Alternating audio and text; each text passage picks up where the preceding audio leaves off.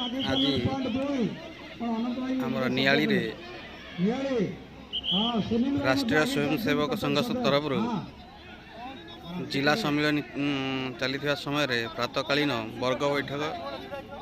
एवं खेल चली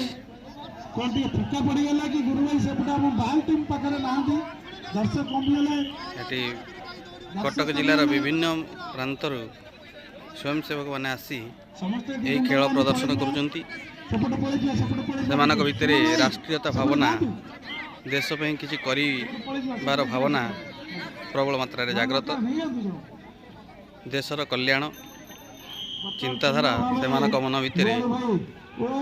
आग्रह सृष्टि करछि। एही सम्मेलन रे बालवर्ग किशोर वर्ग युवक वर्ग एवं प्रौढ़ एमती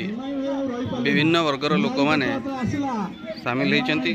समस्त भितर एक ही भावना राष्ट्रीय भावना देशपाई किछि करिवा भौतिक मार्गरे शारीरिक माध्यम जो प्रकार हो पार स्वयंसेवक माने निजको देशपाई समर्पण करिसंती।